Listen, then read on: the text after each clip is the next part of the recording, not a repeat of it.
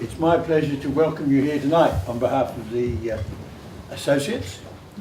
Our chair is rediscovering Te Waiponamu, right down in the South Island. He has recovered from his invasion of Rakiura in Stewart Island, and he is now to be found lolling about in Christchurch. But he sends a message and he says, you're all very welcome. Right, so my business is to get the housekeeping out of the way. I'm Ian Free, I'm the treasurer, and the first notice is that we're looking for a new treasurer. So I announced this enormous opportunity last meeting, and I hope that you will know somebody who would welcome the playing around with our beautiful accounts, and would you they don't have to be a member of the committee, because none of the members of the committee want to be treasurer. That's why I'm there. We'll be having the AGM, of course, early next year. When the subs are due. Well, it depends. There are many people among us who are paid up for next year already. Yes. Only $10 for a household. That is a snip. Yes, an absolute bargain. All right. And I would particularly like to welcome those people who are new members. A number of people have paid their subscriptions this evening. And there are a number of people who are here because Kevin has been so foolish as to, so kind as to invite them, and so on. And I thought that could do no better than to welcome those people who may not be Devonportians to this event with a very short poem of Kevin's, which is called Local Conditions. In Devonport, the conditions for love poems are at last ideal. Silent mornings open their green palms, while the sea flicks over the tiny pages of waves that speak volumes. In the coffee bars, the customers stir creamy sugared dreams, while a lone dog crosses the frontier by the library and flits forever into the shadow of a lost thought. When time spares me, I shall feel compelled to write the poem that has already chosen itself. This may well be tomorrow, when the conditions will possibly be even more perfect. Please, I pass you over to Graeme Lay and to our patron, Kevin.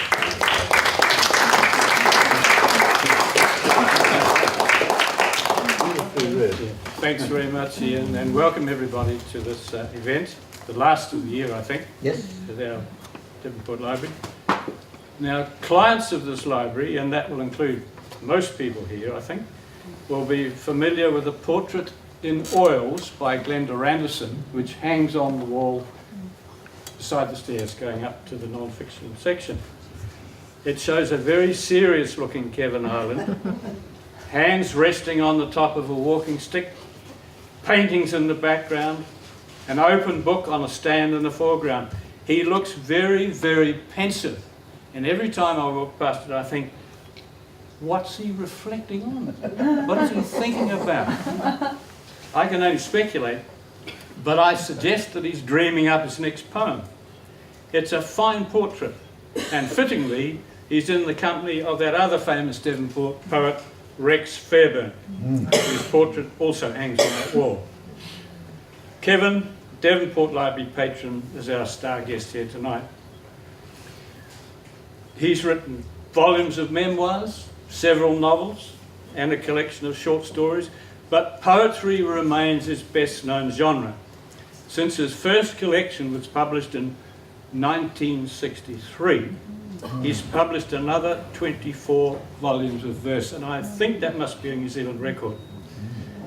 I'm billed as being in conversation with Kevin tonight, and accordingly I'll firstly ask Kevin about his early writing career, then relate more questions to some of the poems in the book we're celebrating here tonight, Keeping a Grip, 25th book of poems. So firstly, Kev, you've published writing in several genres, yet you always come back to poetry. Why? Well, I think you're going to, because you let me know that you might be quoting from Vincent O'Sullivan, who said the lines are shorter, so it's much less work. I think, in fact, it's just something that you get the habit of. It's a way of thinking, it's a way of approaching your own mind. It's a way, in other words, of reflection. And I just get enjoyment out of it. Also, I think it keeps me off the streets and makes Devonport a safer place to live. Very good. Now let's go back to the beginning. Your first poetry book was published in 1963. Can you remember when you wrote your very first poem and how that must have been a very special event? How did it come about? Well, I think I'd had several shots at writing a poem, but I met Maurice Shadbolt, and I was 17, and I'd had a few shots at this, and he read me a poem. He said, "I'm Maurice Shadbolt, I'm a poet," and he was in those days, and he said, "What do you think of this? His poem?" Carl, hi. and he said, and I said, "Well, I don't think very much of it, you know." And he said, he said, "Could you do better?" And so I had a shot at doing better. And I think it's a competitive thing we just did in those days, and we didn't mind. You know, your life wasn't online. You weren't trying to promote yourself or be different or do anything. You just felt. No, that was it. It was just like kicking a ball around or whatever, like anything else you did. And Morris said to me after a while, "I'm giving up writing poetry," and I said, "Why?" And he said, "Because of you." And I said, "What are you going to do?" And he said, "Write prose." Oh, that's very good. So Morris was the sort of catalyst for your first. He actually was, yes. And the nice thing about it was that. You know, we were very drunk at the time. It didn't take more than about 2 or 3 beers to get you drunk in those days, and so it was very cheap, 6pence a glass, and the thrill was prolonged, instant and prolonged, and cheap. Yeah. Now you're a local boy, of course. You went to Vauxhall Primary, Yeah. I think Takapuna Primary, Takapuna Primary, and Takapuna High School, Takapuna Grammar. Yeah.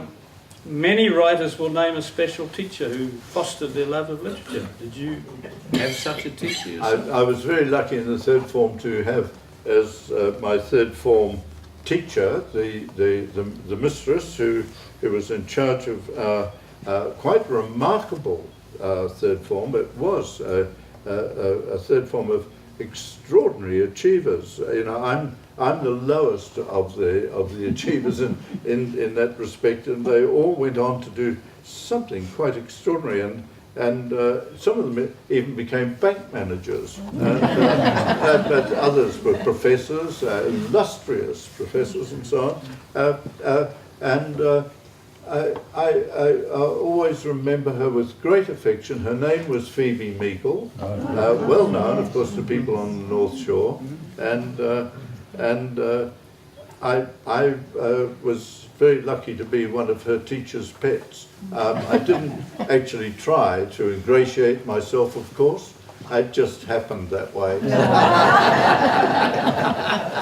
Phoebe went on to become an editor and an anthologizer and so on. And yes, she must have been quite an wrote a memoir, right? Marvellous memoir. What about other poets who inspired you?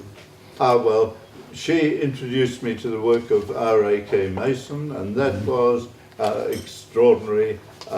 In fact, Mason was really, she had a bit of time for Fairbairn and Glover and Curnow and so on, but Mason was her man, and she must have known him, of course, since he lived just up at past Milford on the hill. And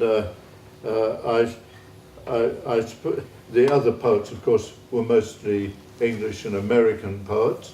I went from Walt Whitman straight to E. Cummings. I think everybody did that shortcut at the time.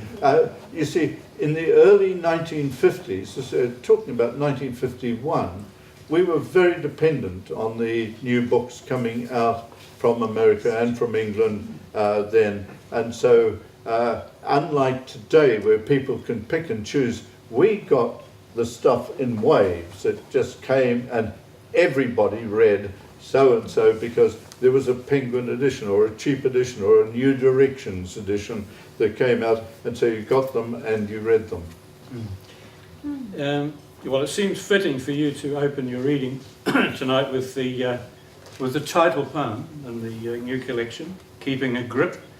It's a 14-line poem, a sonnet in other words, which you nevertheless describe as a non-sonnet, which seems paradoxical to me, but I'm sure you can explain this. The poem, the title poem, includes some of your reasons for writing poetry. So, page 31. Keeping 31, thank you very much for coming.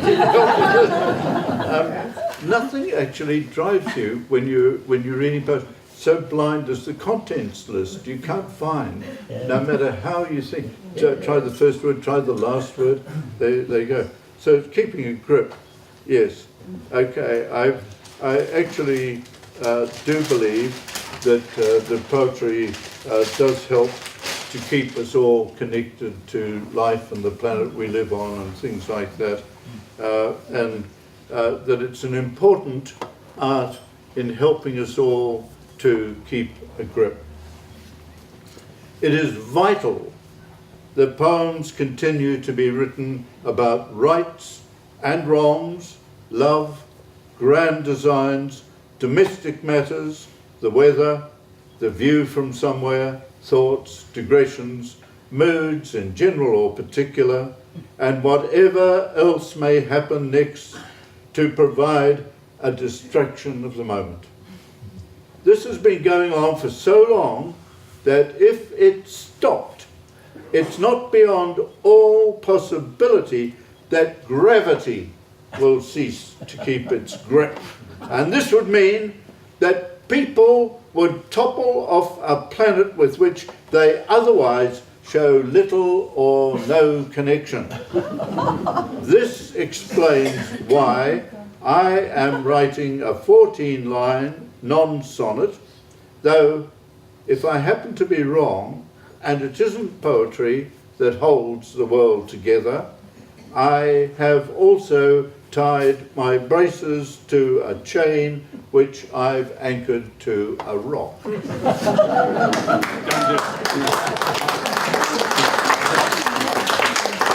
returning to your sort of formative years for a moment, Kev, we were both fortunate enough to be mentored by Frank Sargison, who lived at 14 Esmond Road, Takapuna, from the 1930s until the early 1980s.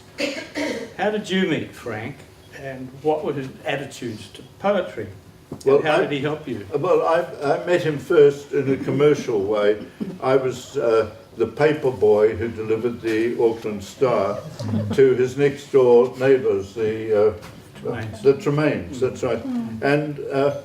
And Frank would interpose himself between me on my bicycle and the letterbox, and he would ask for the paper. Now it cost threepence, the Auckland Star then, but my arrangement, as I told Mr. Sargison, was to put the bloody thing in the letterbox and not to hand it over to some stranger. He said, I'm not a stranger, I'm the next door neighbour.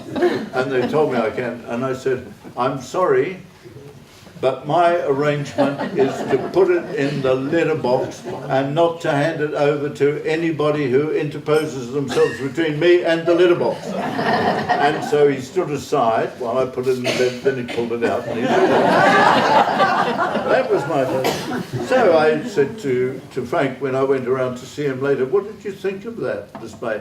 He thought, what a rotten little capitalist you are. So that's it. That's how great friendships start. But then you had a literary connection with him later. I did. And that he sort of fostered your career. He did. He was a marvellous mentor. He was a marvellous friend.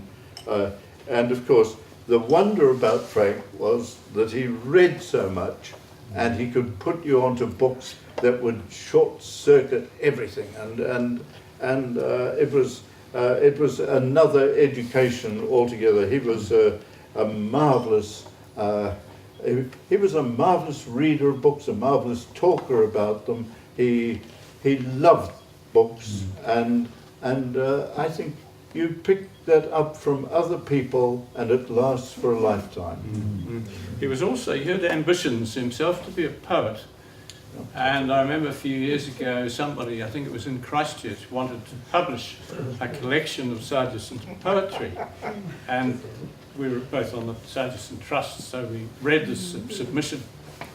And the poetry was frightful. It was juvenilia of the worst kind. It would have done him nothing but lasting harm. Yes. There was a poem dedicated to a gay squirrel that he had been watching in St James Park in London. So all the trustees said, no way is this going to see the light of day. Fortunately, he died a natural death. But he did have a love of poetry. Keats was his favourite poet. Yes, that's right. Yes, Keats. Well, there's a childhood poem in the book called Country Boy. And as a boy who grew up in the country, it really resonated with me. It's on page 72. Yeah. Look, that's marvellous that you've got the numbers there. The point about it was that my family, I didn't know that my father and mother were breaking up and the other children had to suffer through it. I was a kind of evacuee, and I went to live with my aunt and grandfather in the country, in a very back remote part of the Waikato, where we rode on horses to school, where the roll varied between 9 and 16, and where you got out of school half an hour early to saddle up your horse to ride home. And some of the kids came from 4 miles away, and they'd been up since 3 o'clock in the morning, starting to strip the cows after the machines, and they stripped to get the last teaspoonful of milk out of the udder, and these poor little kids would come in. They'd been working since 4 o'clock in the morning. The noise was a racket. There was a racket going on everywhere. It was extraordinary, and it's not the tractors of today. There was the noise of the dogs and of course this intense farming in the Waikato, and also of chains and banging and hammers and people who go off into the country for peace are totally in error. This is the noisiest place you can live, and I discovered this, and some of the noises were inside the house. Country Boy. On wintry nights, when puddles froze and cattle huddled, steaming in the scrub, my Aunt Biddy would warm my pyjamas on a rack in the Champion Range and pretend not to watch while I'd take off my shirt, then drop my breeches to change. There was a mad Jersey bull in the paddock out the back, and he knew I'd make a late run to the outhouse, and he'd be waiting in the dark to snort and lean into the screeching wires of the fence and frighten me out of my wits, and I'd sit on the chill boards of the dunny, mustering all my courage to sprint back up the path through blankness and dive into bed. Then at dawn, my granddad would roar in a bath he'd pulled straight off the ice. Life in the country was louder, more risky, colder, more puzzling, and a whole heap blacker than anybody said.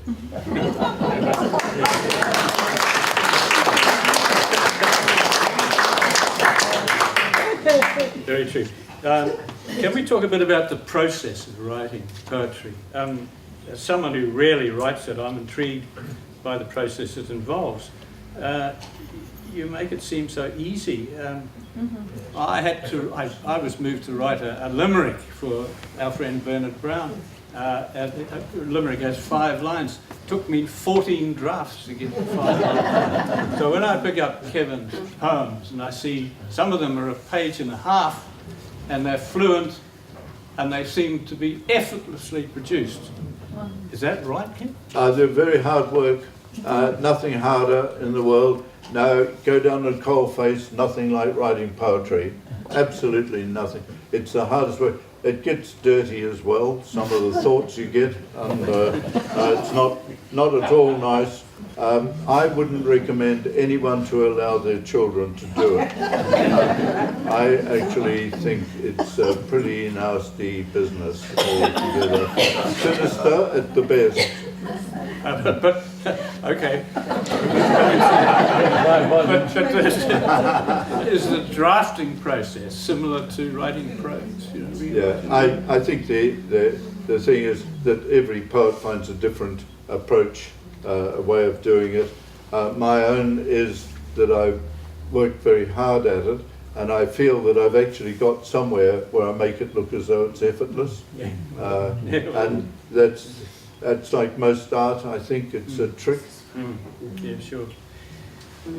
On the general subject of our published poetry, much of it is gloomily introspective, I find. And not your own work, naturally. But a literary friend who once judged a poetry writing competition found that the many entries were not so much poems as suicide notes. And it left him dreadfully depressed. Why is this, do you think? Oh, I think it's merely shorthand, and for people in distress, anything that abbreviates the process, puts it down quicker and neater, well, that will serve. And I think poetry takes the blame for a lot of misery. I don't think that any poets in this room believe in that, and they'd give it up instantly if they thought they made people unhappy. I actually think that most art, not all, but most art has a pleasure principle, and I think that if you get pleasure from it, then you probably make yourself open to get all the other things that may accompany the pleasure. So we could say these poems are like therapy for some people. Yes, I'd say they are. Yeah. Well, call me old-fashioned, as Edna Everage would say, but I do like rhyming poems, Kevin. I like the agreeable sounds that an effective rhyming poem presents to the reader, and I'm delighted that there are some rhyming poems in this new collection. No Poems Today is on page 10. Yeah. Well, look, I think the most children's approach to poetry is, first of all, through the pleasures of rhyme and all the other tricks of assonance and so on. But I think it is, and I think it's every now and again just great fun, just to let your hair down and just say, "Oh, to hell with it! I'm going to do something especially childish today. I'm just going to go back to what it's all about, the thing that first entranced you, and just to take a simple pleasure through the music and the joy. And this is no poems today. Sometimes, you know, they're actually quite hard to write. You have to leave them for a few months in the bottom drawer before suddenly it hits you. Oh, that's the obvious way it goes. No poems today, no sign of the muse. There are pencils galore, but no words to use. So it's brew up the teapot, munch honey on toast. No one can reproach her, she's only a ghost. Yet I love her brief visits, the silk of her touch, though she doesn't stay long and never says much. She reminds me of you, not just her sly look. She guided the hand that started this book. I mean, it's simple and it's pleasurable. And yeah, it's just. Here's another one. Dinner last night, page 27. Oh. Dinner last night, simple but superb. As man and wife, we watched it cook and waved a corkscrew and a knife. Perfect roast potatoes, lamb and leeks divine, raw tomatoes and red onions, a glass of blissful wine. Sugared cakes and jelly were my boyhood greeds. What better reason could there be for growing up at speed? And morning news on page 28. These are all rhyming poems. I love Oh, that. really? Oh, good. I'm glad you asked me. Turn on the news, then it's up and away into seamland and dreamland to pass the whole day. When the night comes with bugles and drums, we can march back to real life to sleep it away.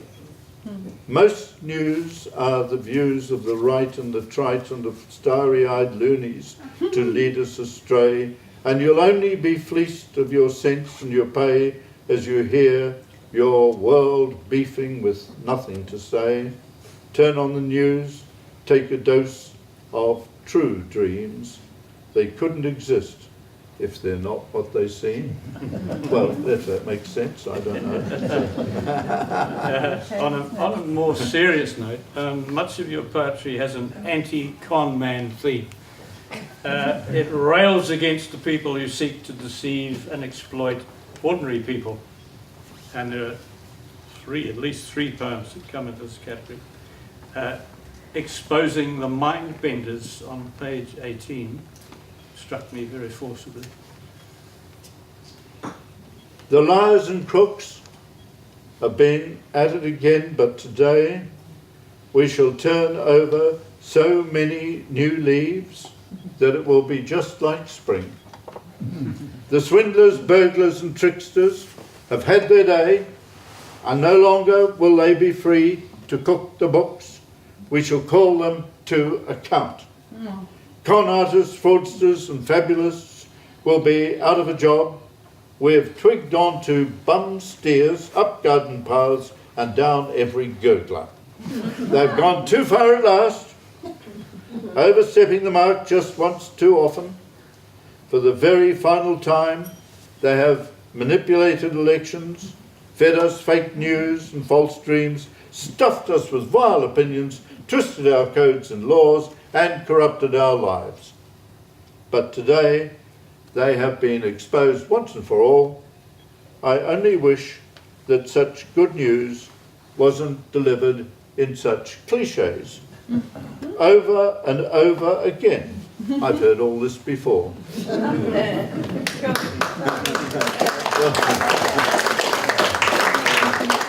Exposing pomposity is another theme, and a most welcome one. A civic fantasy, such a poem, page 15. I'm so glad you wrote down I'm the numbers glad of the too. pages. Could have been here a long time. Yeah. Oh, today we'll have a celebration with flags and streamers fluttering from our shops and public buildings. Let's make it a parade with floats and clowns and brass bands blasting pigeons from the rooftops. Let drums and ukuleles beat out a rhythm like a pulse and happy dancers cascade through the streets. Let the Governor-General make a speech to have us all in stitches, and may our army pipes and drums play a march past that shall jolt and shake the dentures of the nation. Let the pubs serve beer free, let our fountains run with wine, and let us bake meat pies for everyone. Let it be a day of jubilation. Let's sing praises to the spotless conscience of our nation and declare a holiday to honour the best of our intentions. Let's kill the fatted calf and live it up and have a rave. Our most brilliant civic fantasy has been the fireworks at New Year, so why not top it with a knees up and a laugh. Very good. Now you visit the natural world more than once in this collection, and I know you have a love of birds. Didn't one of you, wasn't the previous collection about birds titled? What was it called? It was about birds. Feeding the birds. Feeding the birds. It was called Feeding the Feeding Birds, the birds, yeah. right. Yeah. Now there are two lovely poems about rosellas here, page 40 and 41. Oh, there's one and two. One's short and one's a bit long. Right. They're up to no good, rocketing through the plum trees, tails ablaze, flashing from night's most terrible dreams, then exploding in rainbows, emerald, gold, crimson, jewels cascading in a horror movie of screams.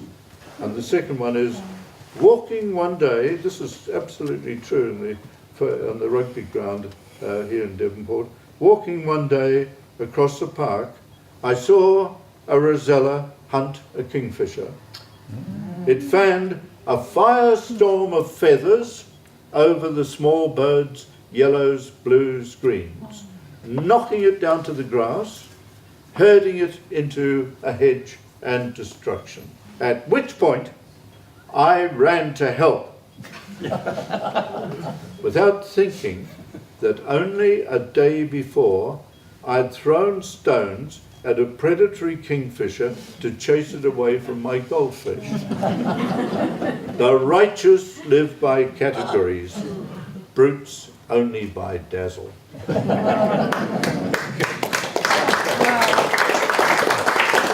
mentioned earlier that much of our contemporary poetry is pretty gloomy, but on a more hopeful poetic note, Steve Braunius is currently publishing the Friday poem every week on the Spin-Off website. One of Steve's more brilliant ideas, I think. One new poem every week. And he's also collected them into an anthology, which is selling very well, called Friday Poem. These poems are accessible, as well as wonderfully original, and they include previously unpublished poets as well as well-known ones. This is a positive development, don't you think, Kevin? It's absolutely marvellous. It's actually a terrific anthology. The nice thing about it is that there's no academic standard there, so it's just all-inclusive. It just says, this is what's being written, this is what people are on about, and read it. Well, your own contribution to the Friday Poem anthology is Lamb Stew with Bonus, which demonstrates that a recipe and a poem are not necessarily incompatible. Page 16, Kevin. Gently fry tomatoes and green peppers. Toss them in a casserole. Use olive oil, not butter. Flavour them with home-cured bacon and throw in plenty of shallots. They're better halved or whole. Don't forget turmeric, herbs, black pepper, and of course some salt. Add a dollop of tomato puree mixed with a lavish slug of wine and a touch of corn flour in some stock. It's entirely your own fault if you ruin it with mushrooms. Put them separately. Now simply flop the butterflied leg of lamb onto the bed you have so lovingly prepared. Then top the lot with stalks of rosemary and thyme and grate some nutmeg on it all, just enough to add exotic hints of mystery to the stew. Then shove the dish into a gentle oven and forget about it till it falls apart. Meanwhile, drink whatever wine's left over. I always do. You can't go wrong with that one. Actually, food features more than once in Keeping a Grip. And another poem combines travel and food. Two subjects you are very familiar with, Kevin. The poem's called A True Trick of Memory, on page 75. This is absolutely true. This has happened to me. It's a trick of memory, but it's happened to me over and over again. So it's like so much that's written about in poetry. It's actually, you're talking about reality, whether you like it or not. Seeing places is all very well, but you gawk for a while, then it's over, and soon enough it's the holiday snaps that prop up a few scraps of the backdrops to your slippery memories. Most travel doesn't last long in the mind, unless something to celebrate and quite out of the ordinary happened, such as a meal that fixes forever a glorious location and time. Back home, I take onions and slice them in rings to saute gently in the best olive oil, then add stock, perhaps from some bones, and simmer the onions quite slowly for maybe another half hour. And meanwhile, I've looked at the clock to cook the spaghetti, so I drain it and swill it around in the pan with the onions, plus parmesan, parsley, pepper and salt. Then I sprinkle more cheese on top. That's all. It's the way they do it in Venezia. Then I pour wine and sit down, and by magic, I'm in a stone square surrounded by flags, canals, and gondolas. One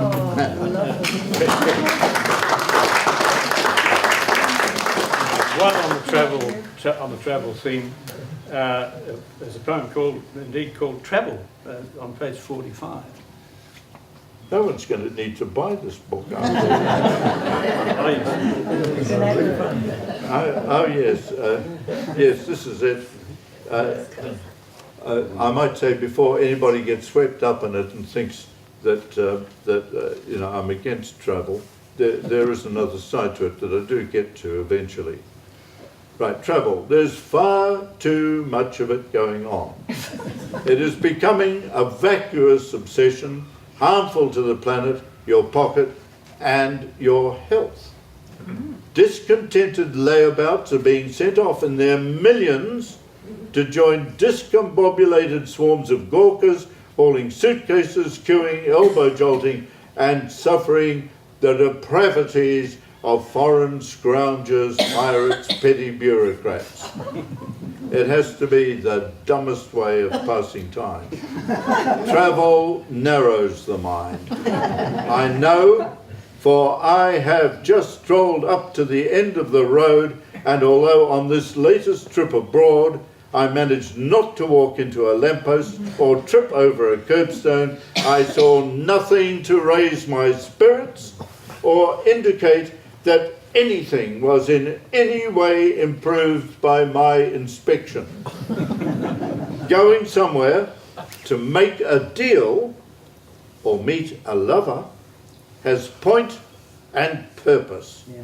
Otherwise, travel is best done through a book or on the box. It is far more civilized to stay at home in bed and seek fulfillment, happiness, perfection.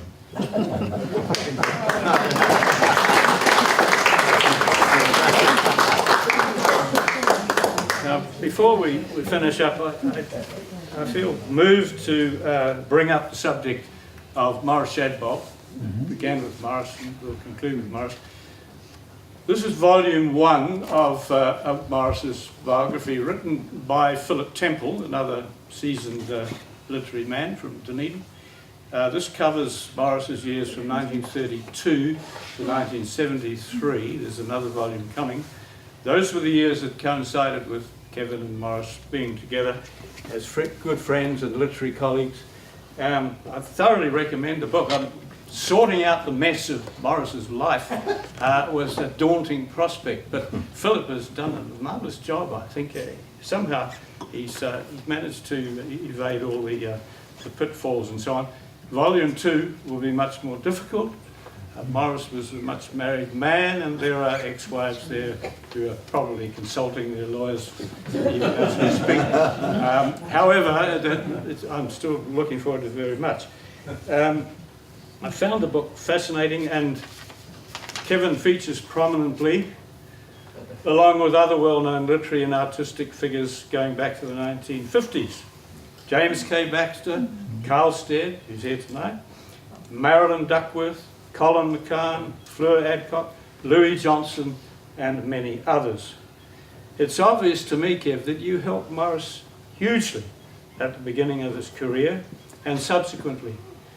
Can you comment on your friendship and on Maurice's contribution to our literary history? Well, I mentioned earlier that I think my greatest contribution to Maurice was in dissuading him from being a poet. I think that his novel writing and other writings are fascinating in various ways, and Maurice and great writers around him, I think, helped establish a climate where writing has almost become respectable. I'm glad to say not quite. Yeah. Well, if you're interested in New Zealand literature, I do urge you to read this book. It is a very interesting I agree story. with you, absolutely. Yeah. Well, this book is your 25th collection of verse. Wow. Something of a record, I'm sure. We're already looking forward to number 26, then many more. So, in conclusion, can you finally read Blowing Out Candles at 85, Yes. which is on page 54? Look, I would love to. Before I do so, I'd like to say, of course, that you don't just write 25 books. You get encouraged, and I had wonderful luck in the early years having Bob Dudding as an editor, a man much misunderstood, as it turns out, from his son's memoir of his father. But I'd had huge luck, and then to be taken up by university presses, and then later on by a succession of wonderful people like Quentin Wilson and our own wonderful Roger. no, before her, yes, before God, isn't it appalling? Chris Cole-Catley. Yeah. And this is one of the things, you see, that suddenly, from being thought of as articulate, suddenly in your mid-80s, bang, everything just goes blank. It's nothing to worry about.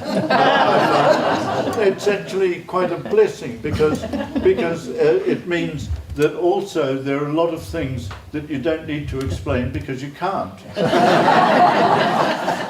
But then, of course, marvellously, Roger Steele, who is in his famous green shirt, which he wears to all openings, and will therefore make this one a successful one. I think it's 300, is it, Lord? 600, I think. Yeah, 600, all in the same shirt. It's all right, he says he's going to wash it in the morning.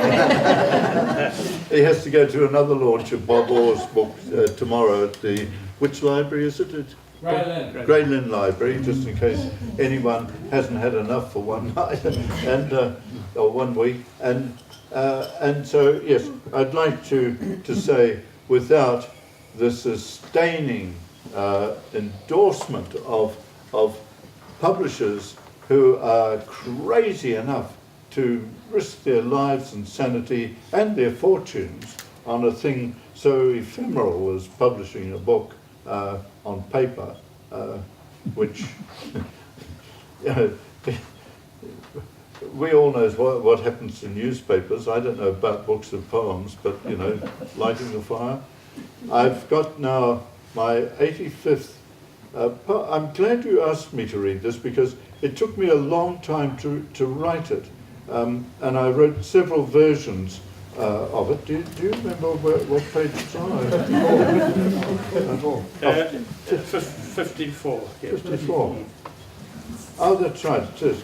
And the nice thing about it was that I just chucked it away for a bit, and then I embellished it again, and then I rewrote it with bits added on and in different bits of the time frame. So in fact it was about several days, several weeks and so on, round about when I turned 85.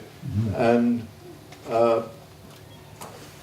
in the end it has a kind of structure, but it's about, I have suffered from a passion for fly fishing over the years, and I often dream trout, and I also dream myself into their world, and there is no other way of explaining your happiness to be out there in the water, to catch a trout and just to put it back in the water and let it go, and just this sublime relationship with things, and that's how the poem ends, I hope.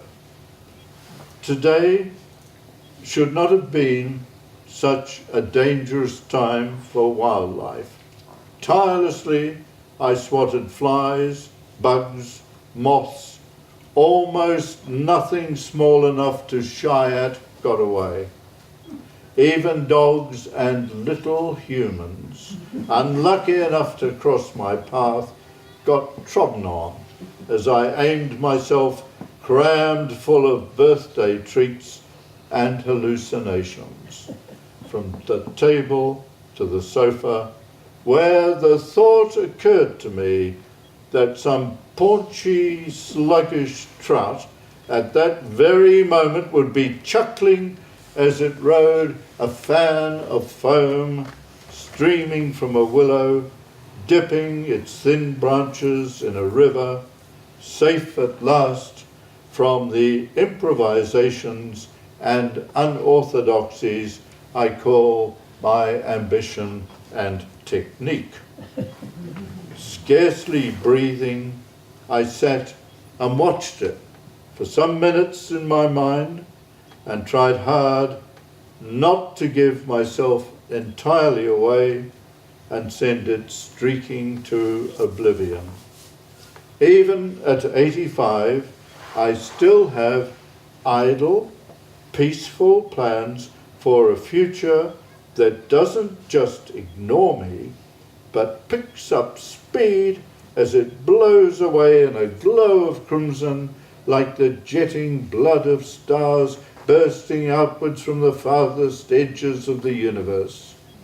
You're not thinking straight, the fish mocks, as I stretch full length, legs dangling from the sofa's arm, and since it's true, I hold my glass out to a grandson much more agreeable than I could ever be, and without being asked, he fills it with red wine. The world that I once knew has packed up and is moving on. Those who are commanding this transition are, without exception, tireless, mad, unpredictable, and vicious. Yet once upon a time, I really did feel at my ease, submerged on a cushion in the current of a stream.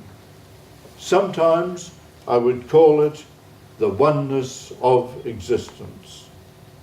Blowing out my candles, I can still just recollect being there, easing myself into the scudding foam below the willows before I sidled slowly into the shadowed deep. Thank you very much, everybody.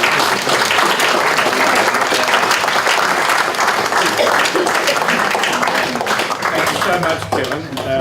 Some poets write beautiful poetry and are not very good at reading it. Kevin writes beautiful poetry and reads it beautifully. That's a rare conjunction, so thank you very much. Well, thank you all for coming. I really, if I could find, I was just going to actually, I was just going to read a poem because somebody I met at Carl's place knew a man I knew called Laurie Lee in a pub in South Kensington, and it just set me off. And just as a one to go home, I'd like to read you the poem I wrote about him, because a lot of people got very angry when he was exposed as not having been to the Spanish Civil War at all. That all he did was cross the frontier and then bugger off. And so, yeah, and I thought, that was mean. He wrote a very good book, which included his experiences that never happened. And I actually enjoyed reading about them, and I thought, well, you know, it was fiction. I didn't know it was fiction at the time, but it was, you know, a lot of fiction is closer to the truth than a lot of non-fiction. So, what the hell, anyway. I felt very agreeable to poor Laurie. Man I used to occasionally have a drink with in the Queen's Elms, South Ken, London, wrote books about himself, bestsellers too, made a heap of money from them and no end of pleasurable publicity. And of course, most people treated him with respect on account of his great adventures, bravery, and the fact that his motives, sentiments and leanings were country-wise and had a raffish tone. Some of it was true enough, and the rest was jaunty, dashing, picturesque, and easy to shrug off. The only envious remarks I ever heard proposed were that he aped a tragic ancient Peter Pan holding court in a public bar where women fell in love with him. Both accusations spiteful and nonsensical. Man told me once he used to be a poet, but couldn't write the stuff these days. It wouldn't gel. That was his real plight. If you looked into his eyes, you could pick the predicament he was in, floundering in a magic, gloopy make-believe, stuck there in his artful, lustrous prose.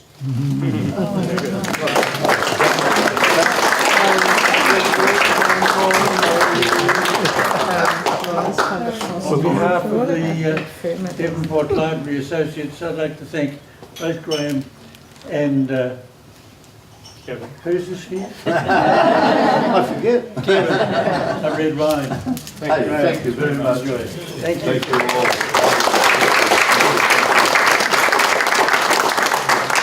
Thanks to the Devonport Library Associates. We've had a marvellous year. There have been some terrific evenings, and it's great to see such a good turnout. Let's hope it happens again right through 2019. Thank you very much. Thank you all. It's hard to